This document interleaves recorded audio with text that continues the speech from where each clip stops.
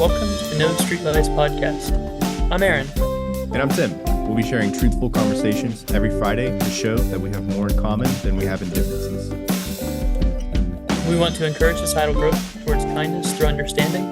These conversations and the associated language can be triggering. Listen at your own discretion. But please reach out if we need to be doing something better. So, let's take a breath, relax, and be welcome.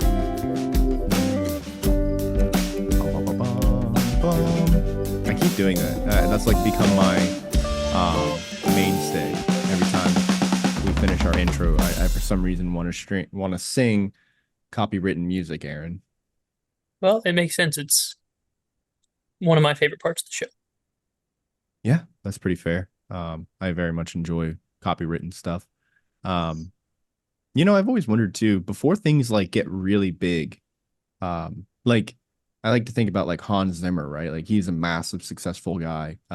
His name is known to people who don't even really listen to like composers, but people know him. You know, he did the music for Batman. Come on. But what I really want to figure out is like, before Hans Zimmer was Hans Zimmer, I wonder what it was like for him growing up into his position. Like, how do you start off in such a lucrative business?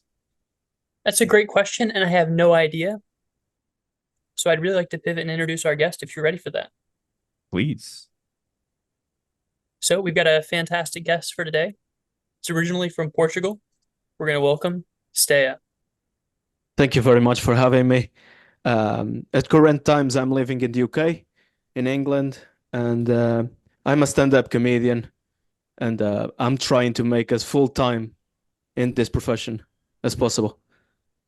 Yeah, I imagine a lot of work must go into that, which I'll be honest with you, I feel like stand-up comedy is one of those things that every like young child, like they grew up watching, for us, like Comedy Central and things of that nature.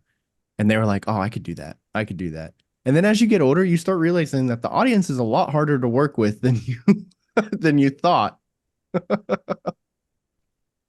I didn't grow up with Comedy Central, but with the times going by, I familiarized myself with American comedy. It's amazing as well, British. So I would say. Yeah, I definitely have a love of, I found British comedy to be very enjoyable at a young age. But I want to talk a little bit more about all of that with you, Stea. But before we go into that, I just want to let all of our audience know, hey, most of you probably aren't realizing this, but we have gone into video format. You can go follow us on YouTube, TikTok, Instagram, and actually go see Aaron and I's wonderful faces as we talk to these incredible people that we like to bring on weekly. And we also are on an incredible, diverse set of audio platforms, obviously Spotify and Apple, but we're also on iHeartRadio, Pandora. The only place that we know we're not on is SoundCloud, and that's because we want to be taken seriously. I was thinking about getting some face tattoos and putting us on SoundCloud. So if we get to 1,000 subscribers on YouTube, guys, we're going on SoundCloud. So if you are not currently following us on Apple, Spotify, YouTube, TikTok, Instagram, all of our wonderful places, please go check out the description below. We have all of our links down there. You can follow us. You can see everything that we're doing. And, if you feel so inclined and you enjoy hearing Aaron and I's wonderful voices every week, or if you just love seeing who we're going to bring on, maybe consider subscribing. A quick little intro we've built for Stea. 6 years ago, he traded the familiar streets of Portugal for the UK, starting fresh with a backpack full of dreams and zero connections. He built a life chasing passions. 2021, he took the stage and hasn't looked back. Stand-up became his thing. In December of last year, he produced a short stand-up special called Morbid Thoughts you can find on his YouTube at Stea Productions. Yes. And to add as well, I recently launched another short special called A Clowny Life, which I talk a little bit about how my life is a mess. So yeah, if you want to have an understanding how is living in my shoes, go have a look. If not, go have a look as well. Heck yeah. If you do find yourself growing more and more intrigued with Stea's um, perspective on everything and want to go look at his stand up, we will have the links in the description below for their YouTube channel, including vlogs, other stand up routines, and you can find him exploring new places, which is another big passion for him. So, and also interestingly enough, I wasn't aware of this, but you have a background in law. Yes. Hmm. What is up with And that? then I move up to cybersecurity because I thought that law was not for me. So I always enjoy complicated stuff. Wow. Sounds like you like to keep things fresh. Kinda. So, Stea, what was it like being born and raised in Portugal? What are your fond memories of that? I feel it was hard times because I grew up in a small town and everyone knows everyone. So everything that you do is talked about. So like I grew up with parents always telling me like you need to behave this way, you need to dress this way, you need to do actions this way. So living a life that way for 20 years was too much for me.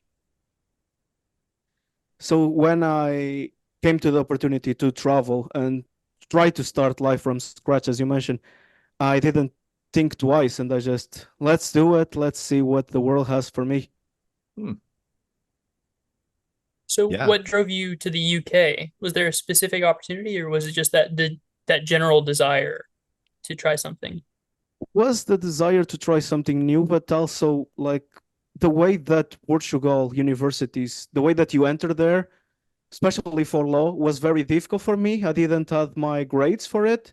So UK, United Kingdom, and England specifically, the system that they approve the entries is just more lower than compared to Portugal. So I was like, maybe I could be a lawyer outside.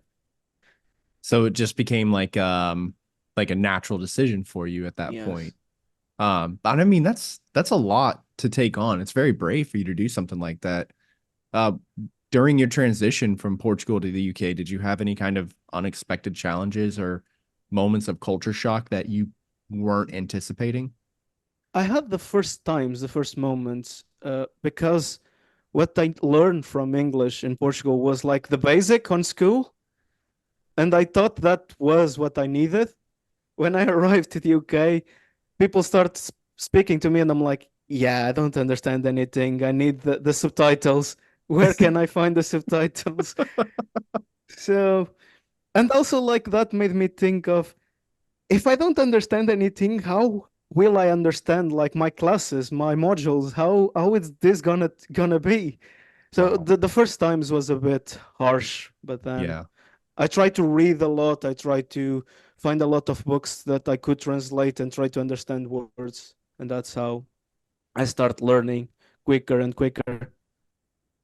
Jeez, I Yeah, can imagine having to try and transition my entire and rewire how my brain comprehends like auditory clues from individuals. I mean, that's incredible. Yeah, it was again, as I said, I think what helped truly was like my desire for reading because I always loved reading. So having that, I was like, oh, I can find more books as well because most of them are in English. And that passion of like, oh, let me try to read as much as I can to try to grab new words, to try to talk to people. And after a while, it's just like it becomes the normality. Makes sense. Um, during your time there, as you started acclimating, getting used to the UK, how did you find ways to feel connected and build a community after starting from scratch? I just I feel that like the modules, like I had teachers that were very welcome.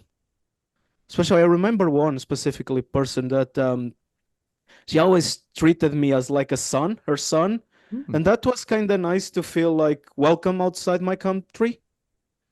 To have someone that was like, oh, don't stress too much, don't put yourself into a lot of pressure. You will be able to do this. Just so those sort of people help me like build some sort of connection.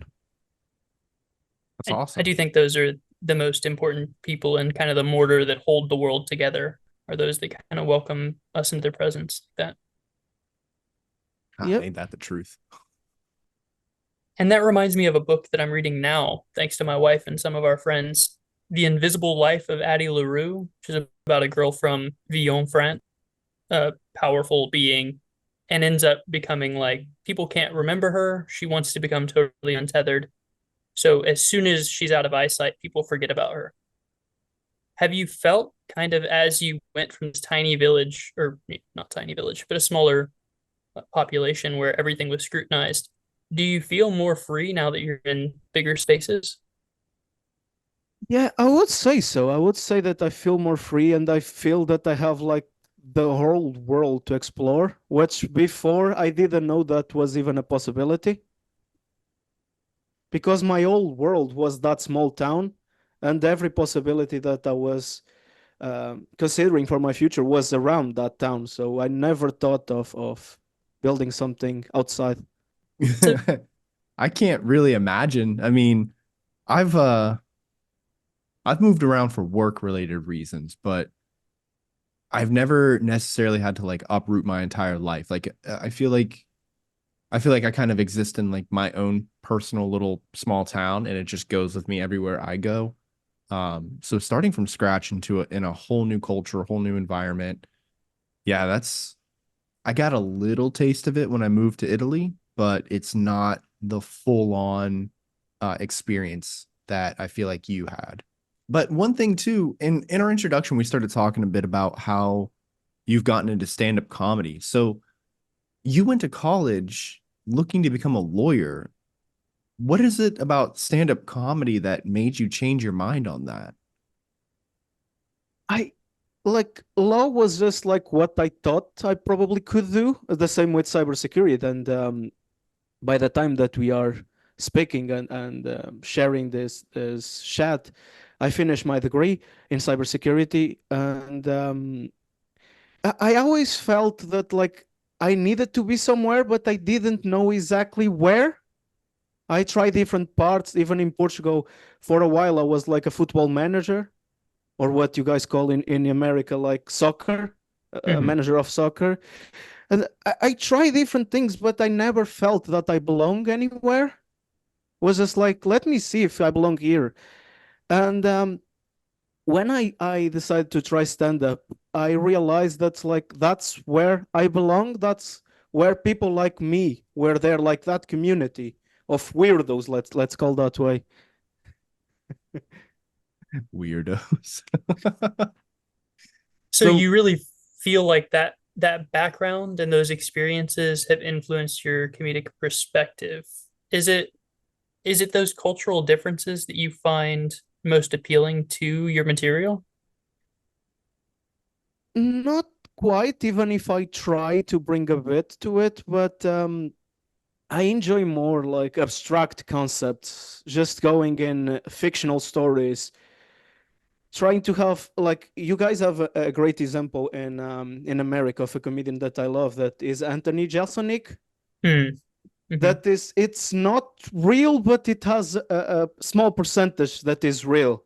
So I love to create stories of something that is real but is not. Hope that makes sense. makes sense to me. Yeah, normally it's a kernel of truth that then you kind of put a spin on, right? Yeah. Hmm.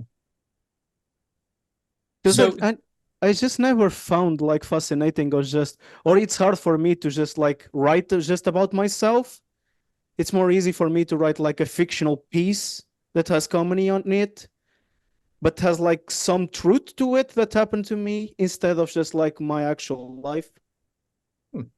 Like a lot of observation based. Yeah. Makes sense. Like, so what was your first like step into the stand-up comedy world though? I mean, you said you tried out football managing and then, you did the cybersecurity, but what was your first like actual taste of stand-up comedy?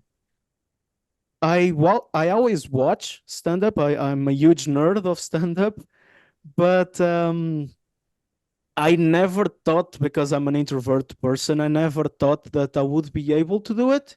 I just thought like I can't do that. That's too much. I don't it's I get anxiety sometimes just to talk to people one to one, and I thought, okay, I maybe I like it, but I don't think I would ever be able to do that. And with a couple of friends, we are hung out at the time, and every time that we would get together, I would make jokes.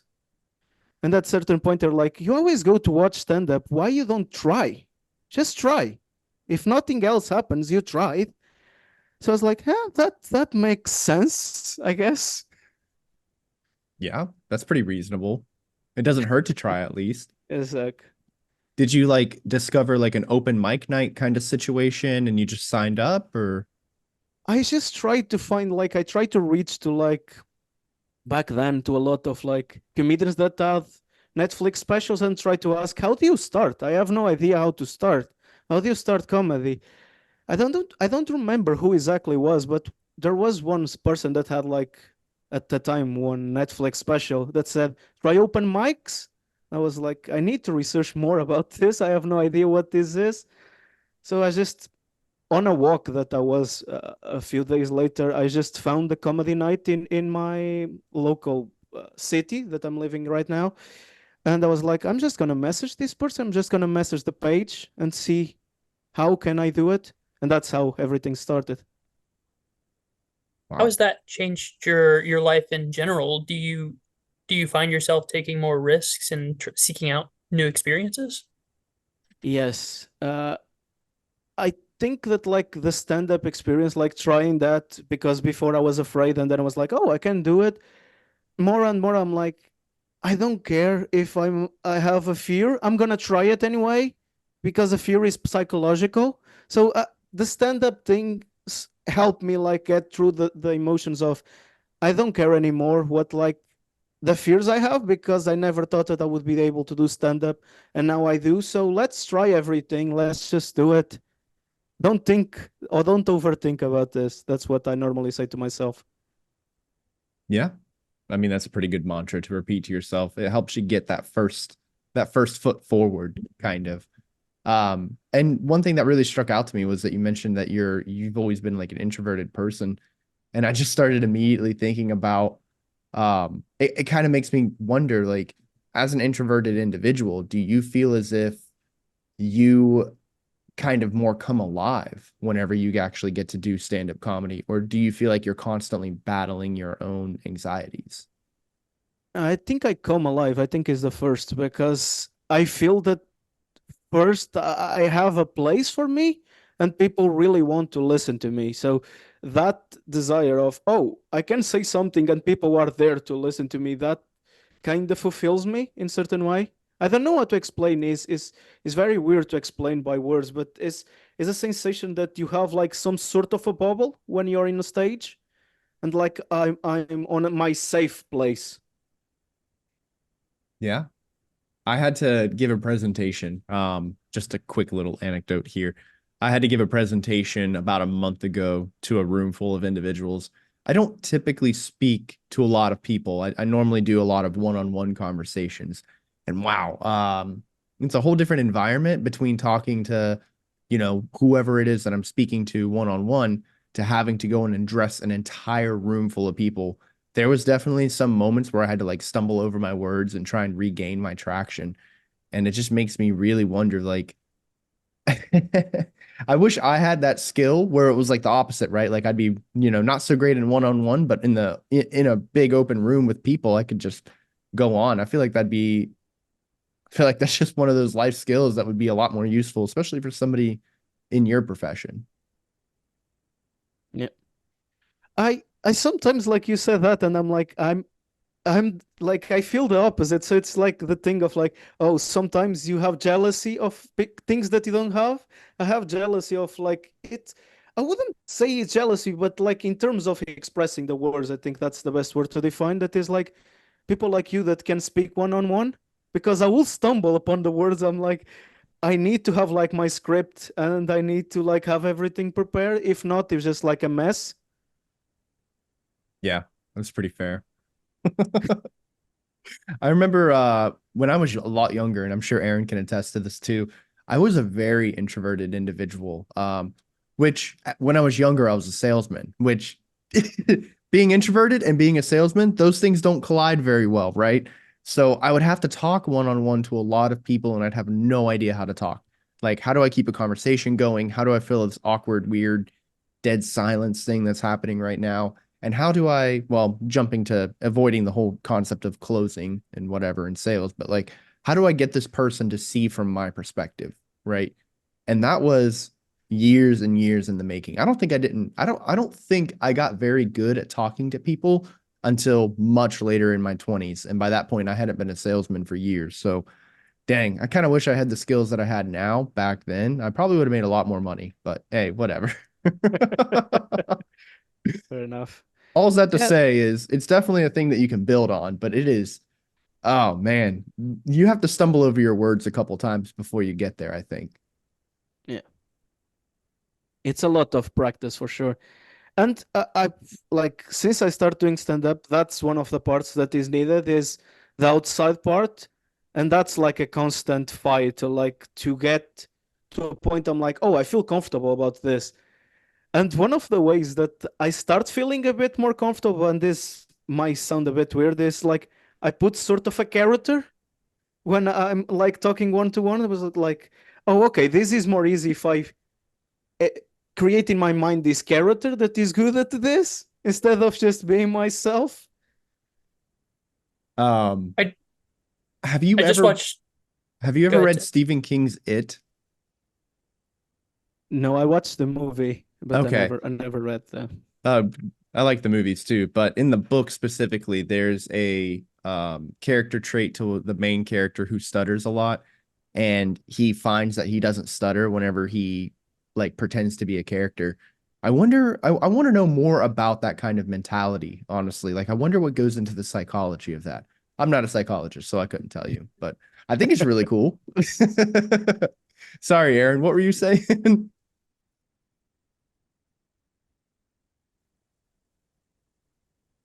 Well, I just watched a film called Hitman, where a guy is an undercover cop. Spoilers: undercover cop pretends to be a hitman to get people arrested. Uh, and he's also a philosophy professor, and he talks about attaining your higher self, and it's very interesting how he plays a part in all of his interactions and how easy it is for him to be someone else. And I think that does speak a lot to how hard it is to be ourselves. It's so much easier to pretend to be someone else and do a bit. Yeah. Yeah, I think I agree. Whenever you're actually going up on stage and you're running through your jokes and you're making your observations, are you trying to like what is your goal? Like, are you trying to just make people laugh, or are you trying to also like get people to kind of see a perspective or have a deeper message to what you're trying to say? It depends on the jokes, but mostly I would say that there's both trying to get the joke and trying to get the perspective.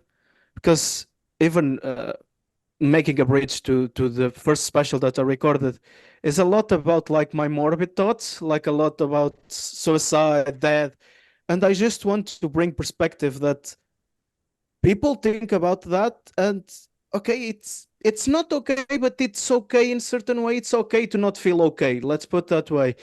And it's okay to make fun because that comes from a place that someone go got through that.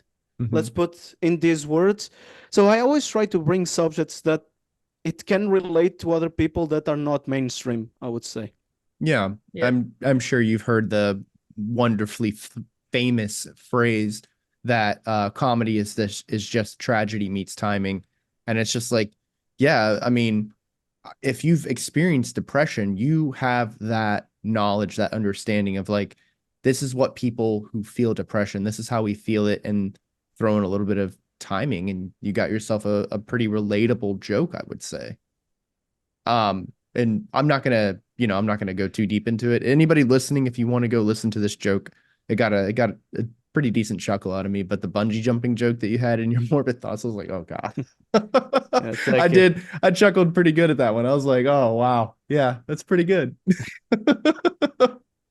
So that's was like those type of jokes is that what makes me giggle because again, and goes back to like that comedian that I mentioned that is American, that his jokes are very like dark. And it's like, for me, that is like, oh, okay, you're bringing these topics because at some point someone will need to laugh about that. Yeah. That's important for them. Yeah.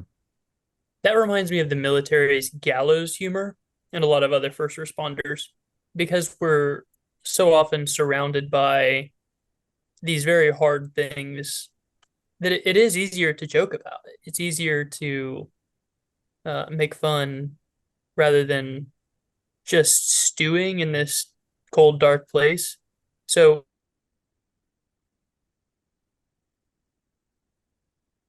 that is pretty brave that you're bringing a difficult time with that, or do you feel like you're kind of doing a kindness? That's hard to answer.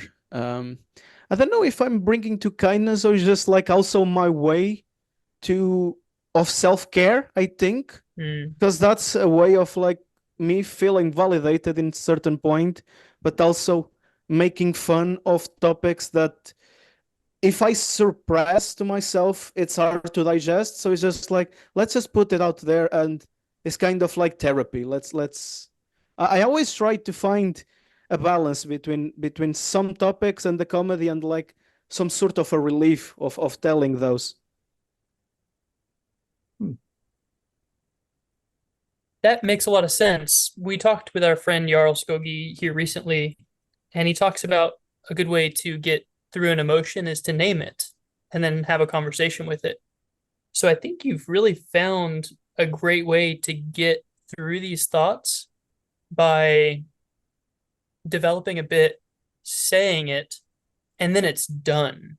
Do you feel like you've kind of completed that level or checked that box once you've successfully delivered?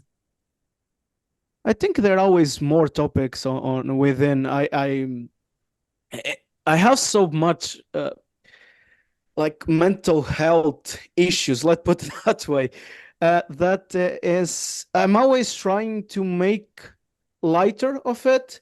And I can give an example, an easy example, that is like I'm germophobic, and it's hard to deal with that every day, and especially with the pandemic when that arrived. I was like, this is just justifying my fears. All my fears, this is just justifying. I'm having my hand sanitizer with me 24/7, and I probably sanitize my hands more than 100 times a day.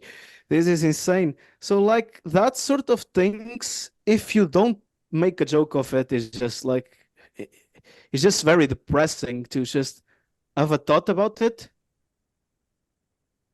So do you feel like you're grabbing like a public telephone when you grab the mic, or it, is that also like you're coming into this character in this bit, so you kind of leave that aspect of yourself behind when you perform? Yeah, I would say that's a good analogy. I would say so. Honestly, I kind of liked your it's just it seems like a really silly thing to have laughed so much at, but the idea of a germaphobe during the pandemic, it's just I don't know, it feels so relatable. It's just I don't know. But anyway, that tickled my funny bone. Yeah, that's not the apocalypse we anticipated, but it seems to be the apocalypse you anticipated of like Yeah, like people I've been coughing preparing on for you and like an asteroid hitting the earth or something, and then damn, that's what pretty if we ran out incredible. of toilet paper? I think I would be more concerned with hand sanitizer, but that's another. Yeah, That's pretty fair. fair. During your time in the UK, what has been some experiences that you've had that you've taken and put into your comedy, if any? Uh, Normally everything or most of it comes from my walks, my hiking vlogs. Uh, I come across so much different people that sometimes something happens that is very weird that I'm like, I need to write this. This is very good. And I can talk about the joke that I'm trying to structure at the point, and it will be an extra for your listeners, in which I was in my walk recently, and I just saw these two homeless people in the opposite side of the street of each other, just yelling, "I love you." And I just thought this is very weird. They didn't found the phone yet to message each other instead of yelling. So like that sort of things makes me laugh because it was like just that interaction of people just shouting at each other from one side to another side of the street. And it happens like occasionally. You're just walking and you see these weird. Instead of Yeah, just texting "I love you" to each other, they're just shouting. I would rather have someone shout it at me. I text you "I love you" all the time, Aaron. Kind of hard to shout it from where I'm at. I would hear you. I love you. I love you. Um, yeah, so taking your observations from your day to day and everything and kind of what you're seeing. You also mentioned hiking, which I know we talked about a little bit in the beginning. It sounds like that's a pretty big hobby in your life. Yes. It's just like I think it reminds me. I've been thinking about it. I think it just reminds me like from my town, from like living in my small town that was like very close to nature. So every time that I go on a hike or long walks, it's just like my mind comes to peace. It's kind of a meditation, Hmm. and I truly enjoy it. And also, I always feel that I should never stop, so I always bring the camera with me in case something happens. So that's when the vlogs come about. Do you Pretty good feel idea. more do you feel more at home on more nature walks or more when you're in the city and you have the opportunity to see more people interacting More in the nature, I would more say. in nature? Why is that? Because I feel I get my part of having to be surrounded by too much people all the time, especially when I perform. So I need that balance of going to nature and just like be at my own, be with myself most of the times. Or if you find one person or two, it's normally is that, especially at the place that I normally seek. It's rare to find people trying to go to those places. It is a journey. Um, have you ever like whenever we're talking about hiking here, and I guess I just want to grab an idea here. So about a season ago, we had a very lovely couple that Aaron and I grew up knowing. Um, they went on a 6 month long hike down what we call the Appalachian Trail in America. Incredibly long hike. Do you do like multi-day hikes or something to that event, or do you typically keep yours to more of a single day thing? I'm trying to prepare myself to do that, but I don't feel that I'm prepared yet Hmm. for those long days. So far I just do like one day and then or I stay in the hotel or I come back home. That's normally what. Yeah, I think that's pretty fair. I definitely could not do a multi-day hike. I'm not in I'm not in any kind of preparation for something to that effect. I guess the thing that kind of comes to my mind and I'm curious about, like during your hikes, you're obviously there to enjoy nature and kind of clear your mind and stuff, but have you ever had any kind of like acts of kindness or anything that's occurred to you while you've been out on the trail? Not so much in the trail, but like when you get out of like those small towns and Mhm. in one of those, I just went with a couple of friends to a remote part of Portugal when I was there, the last tour that I did. I did shows and then I was like, oh, okay, I'm just gonna take a few days to hang out with friends. And we went to this like very, very remote part, which they spent in the pool. And I was like, I don't like that. So I'm just gonna hike alone. And it's just like I came across like small towns in between. I just stopped for a coffee or something, and having to talk with those people that make a living from a coffee shop, or those people that sell stuff on the streets, that I kind of have that kindness hacked, let's put, because I always feel like, oh, I'm gonna try to leave something here, like money. Let's try to help in every shape possible, and hear the stories that they have to tell.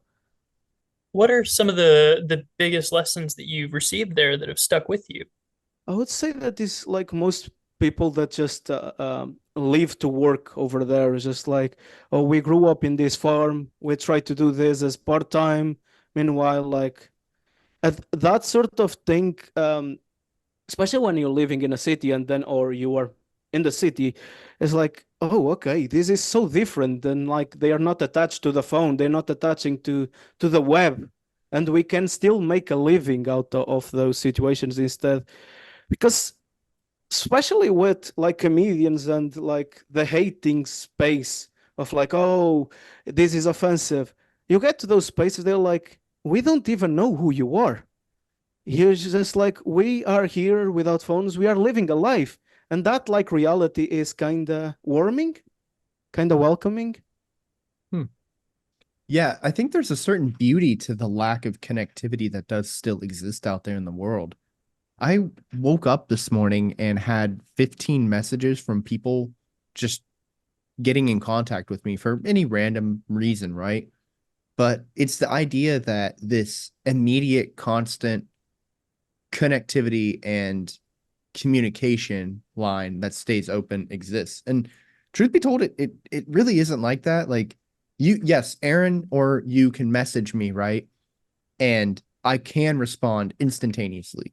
But if I just put my phone down and look at it later and respond at a later time, it's just such a sense of peace. And I don't feel like my social energies have to be completely drained by people constantly reaching out about whatever. Yeah, there's beauty there. That's kind of what I'm trying to say.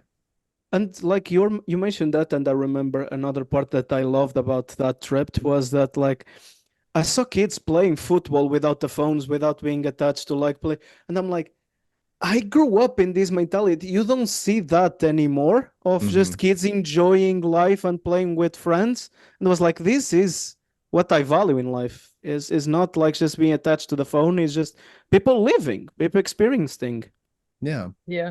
There's a phenomenon called digital dementia, where if you take a picture of something or record it, you're almost guaranteed to forget it because you have like a safety backstop. So your brain's like, oh, we don't have to lock this in.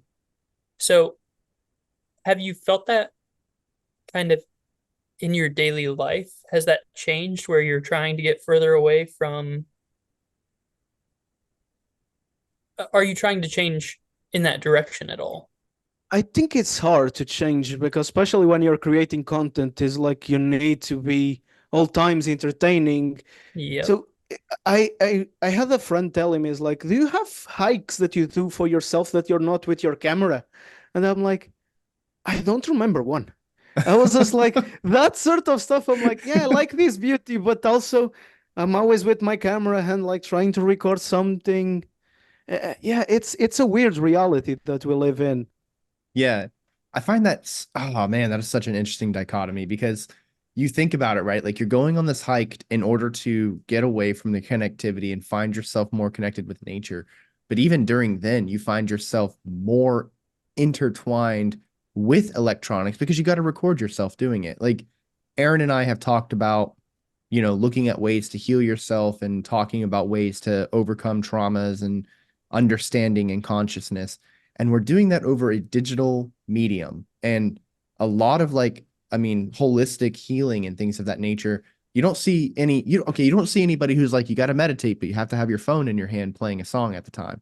You can do that, but that's not the idea, right? So we're over here and we're kind of like, it's so funny when you think about it because you want to return to like this more primitive, more um simplistic lifestyle, but you're doing that through means that have to encourage the use of these electronics that you're trying to escape from. It's interesting. Yes, and again, I always feel that is, and I had these thoughts several times that is like, if I wasn't a comedian, I probably would just like switch of social media totally.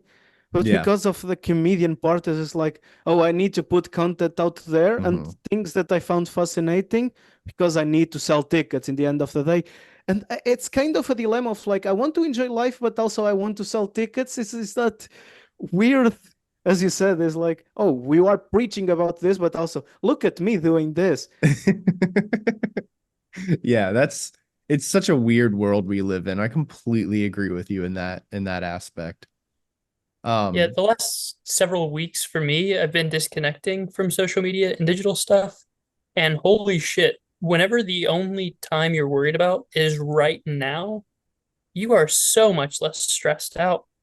So, how far out are you planning? Because that's got to be an incredible weight on your shoulders.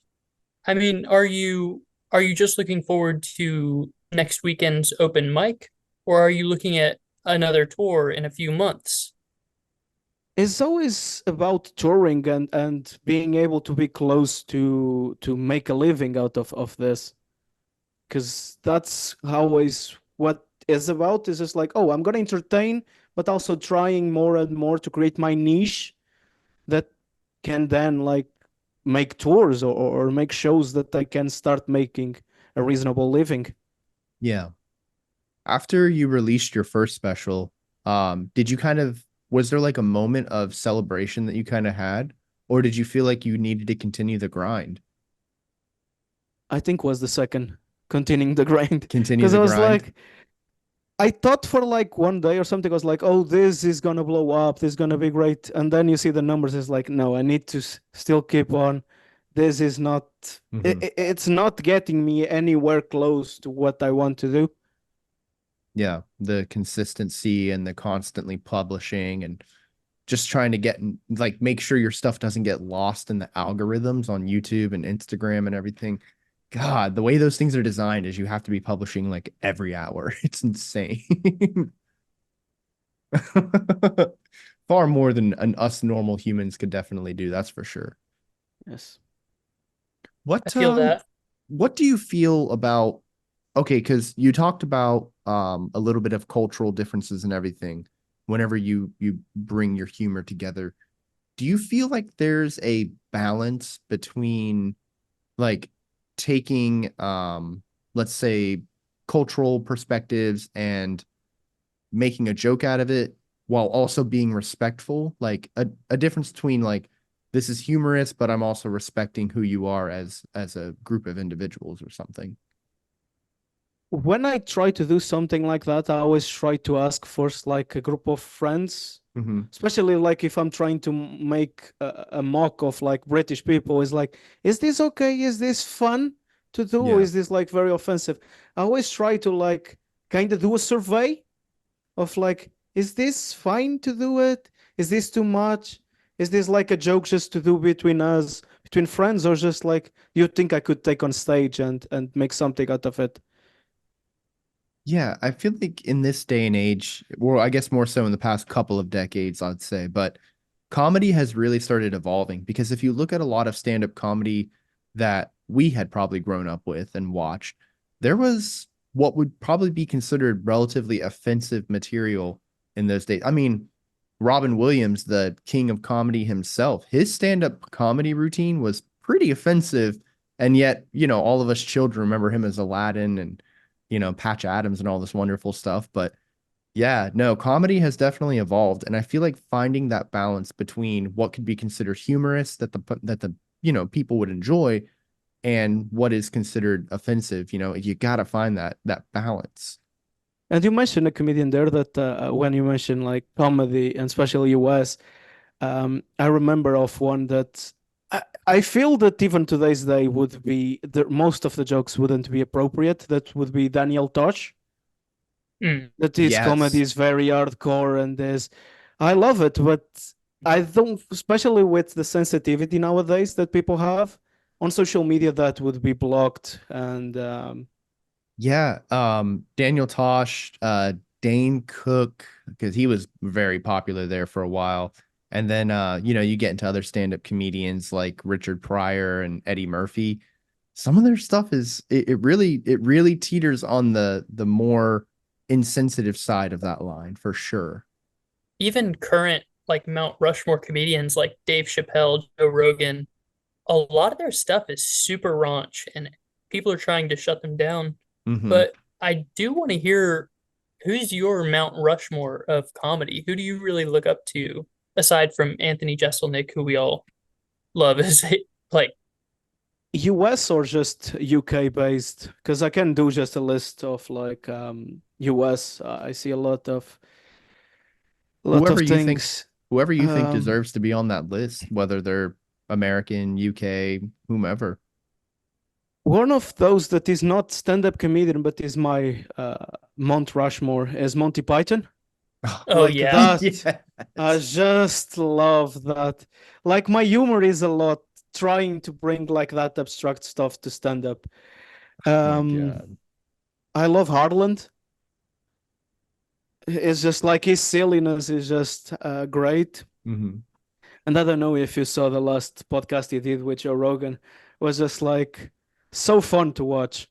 Harlan Williams, in which he's just like had like a worm. He just pretended that he had a worm and suddenly he just took in the end he just took a worm out of his pants. I'm like, I love this so much. This is so wrong. And that sort of things makes me laugh way harder than anything.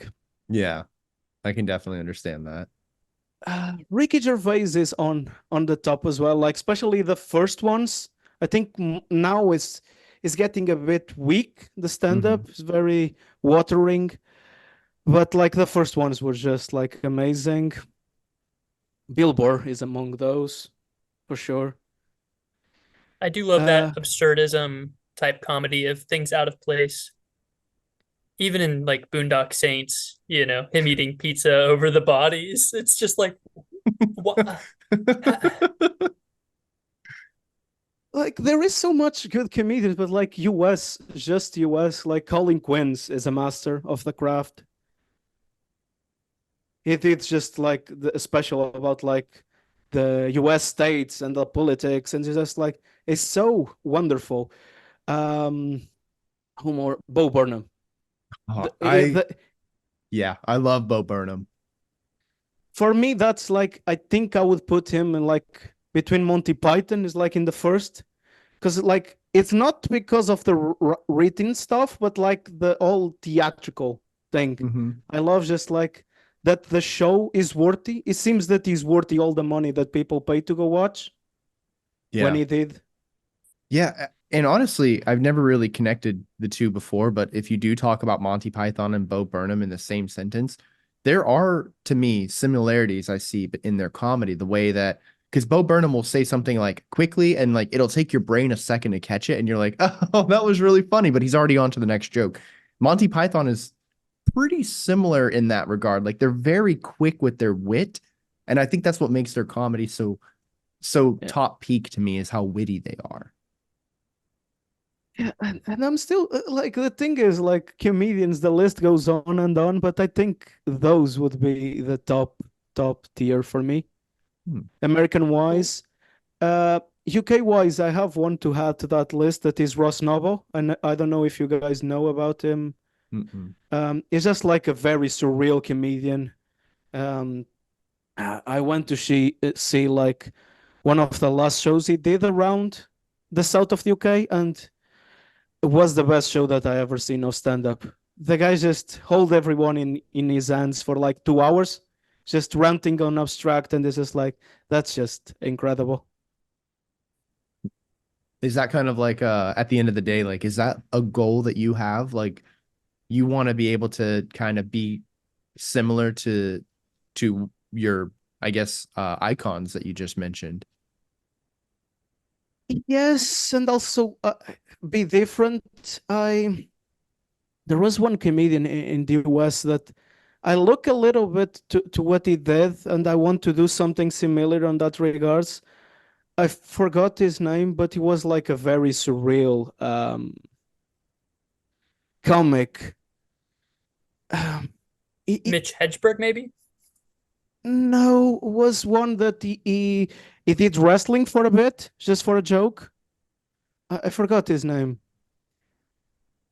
I really think I know who you're talking about, but I'm drawing a Jim blank on Carrey. the name. Jim Carrey did a movie about him, like The Man on the Moon. Yeah, Andy Kaufman. Andy Kaufman. I was trying to remember. yes, yes. Like that's my goal. Is like just be unique as like he was back then. Because it's like I don't think no one is trying to do what he did. So like creating something that people will look and is like, oh, no one tried to do the same as Stea or Andy Kaufman or that's my goal in comedy. Yeah, kind of bring like a different and newer fresher take, I think. Yes. And it's taking me a while to buffer here, but earlier on, you were really talking about using comedy to process stuff. And that reminds me, last night, my wife and I watched the movie on Netflix, Tig, about Tig Notaro and how like 4 or 5 major catastrophic life events occurred back to back. Um, she got C. diff, which is a horrible bowel inflammation thing that absolutely wrecks people's lives. Um, Went through a breakup. Their mom died, and then they got bilateral breast cancer. And right after they got the diagnosis of bilateral breast cancer, they went on stage and opened with, "Hey, how are you doing? I have cancer." And like the whole special was all about how like they kept getting beat up by life. And my favorite bit was definitely like a bit about uh, God and the angels. How God was like, "Yeah, they say God never gives you more than you can handle." And I just feel like the angels are freaking out every time God gives me something new. Now that you mentioned that comedian, I remember another one that I found the special so good. That was Michael Birbiglia, the last one, Men in the Pool. That Hmm. is a little bit about like talking about death and that we all gonna die and what we're gonna make out of it while we are alive. And when you mentioned that, I just remember about that special. That goes back to that tragedy meets timing concept. It's like, yeah, my life is terrible. Here's why you should laugh. Have you thought about expanding, or are you currently in the works of expanding your reach, right? So doing open mic and everything, are you utilizing tools such as TikTok, Instagram, and your YouTube, like YouTube Shorts and stuff, to expand and kind of introduce your jokes to a wider population than just what's around you in the UK? Yes, and the good example was my last tour in Portugal. I'm not doing just like the open mic circuit. I've been doing paid spots. I'm semi-professional, let's put that way. Not, I don't make a living out of it, unfortunately, yet, but I make some of it. Mm-hmm. So sometimes I get offers to do in Portugal or in Spain or what like the reach that my social medias have. And it's always fascinating to have people that see my stuff and is like, oh, we want to hire you. Do you want to come here or there? And you have the opportunity to travel, blogging, and also do stand-up. Yeah. If you are currently, or if you ever do decide to expand into TikTok and kind of upload just like short comedy bits and stuff to TikTok, definitely let us know because I want to see them. And also I want to, follow you on TikTok so we can see them. I have TikTok and I posted stuff there. I just never got any reach, but I'm Mhm. trying.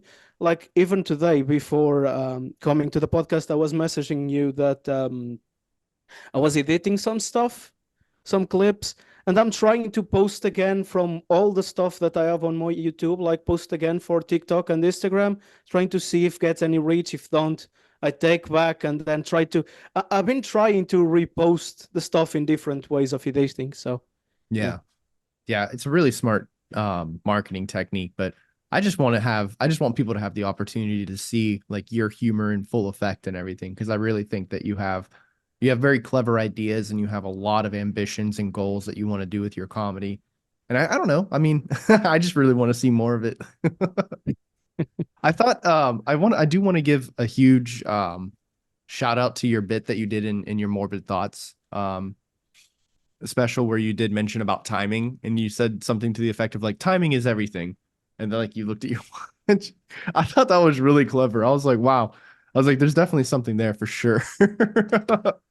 Just wanted to give Uh, you some good props on that one because that made me sit there and think for a second and kind of yeah, to me that was that wit that I really enjoy in comedy. oh, thank you very much. And the interesting curiosity about that, those are the bits that I never wrote them. I just like I had places that I had to fulfill time and I had to come with something on a space. And I'm like, I'm just gonna be uncomfortable and make these weird for everyone. So I try to make like those weird things. And unfortunately or fortunately, people enjoy it. And I was like, oh, I can make something out of this. Yeah. Yeah, there's definitely I something think there. your comedy would also really translate to merch really well. Uh, Especially the bungee jumping bit. I think that'd be a fantastic t-shirt. Have you thought about Should expanding at just make all? some t-shirts, man. Yeah, have you thought about doing that? Doing like Yeah, world's worst bungee jumper or something? I've thought I try funny story. I tried to make a t-shirt a few weeks ago, and the company that was making the t-shirts said to me that I was trying to make something that is not legal, that was like a copyright of other comedian American one, and I was like, no, I'm pretty sure that's my face. So I got a whole argument about like, oh, this is a Photoshop that I made from scratch, and I was like, no, no, that's another comedian, American comedian. And then I went to see the comedian. I'm like, I kind of understand the similarities, but still, I'm trying to create. So I've been trying to create something, but also I don't feel that I have yet the crowd to invest on merchandising. Hmm. So I'm just Mm. waiting a bit more to like have people that I know that the investment will be in the right time, in the right place. Yeah. Mm. Yeah, and I mean, as Aaron and I have been walking the path of No Streetlights podcast for a little while now, I find that as you continue down the path that you're supposed to be on, these things, I'm not going to say they just magically happen, right? But the opportunities present themselves in what appears to be a very opportunistic way, right? Like when it's time for you to expand into merch and get t-shirts, you're going to have a buddy who reaches out and is like, hey man, I just started a t-shirt company or something to that effect, right? It's going to feel natural, like the universe is handing it to you in a way. And yeah, I mean, that's just the benefit of walking the right path, whatever the path is that life gave you. Before we do jump off the podcast here, because we are running to our hour long, is there anything that you would like to tell us about Stea, something that we have not had the chance to go over yet? I think most of it we cover hiking, the vlogs. It's I'm mostly like passionate about all that we talked about. I love talking about everything. I'm happy to do TED Talks if anyone wants. Just let me know the topic beforehand because I don't know if I can rant for 1 hour or something. That would be fun still. Uh, I mean, it's all about timing. I I tell you talk for what, this has been a lot of fun. Thank you so much for joining us. Before we jump into our closer here, I do want to give a huge shout out since we were talking about merchandise and whatnot. This episode of No Streetlights Podcast is sponsored by us. So if you do feel so inclined and you want to help build us and contribute directly to us, we do have a Patreon. The links will be down below, as well as a link to get your very own Be Your Own Light t-shirt and our very specialty coffee blend by BB's Coffee will also be linked down below. So please, if you want to support us directly or you're just interested in having some extra no streetlights in your life, please check that out. A special shout out to Highland Markle for the original music. He was our friend who reached out when we started this, who kind of could help make it happen. Stea, I do want to say thank you for sharing with us. This has been special. Thank you very much for having me. It was a pleasure. I would like to thank all of you out there for listening. This has been No Streetlights Podcast. Share this episode with whoever popped into your head while listening.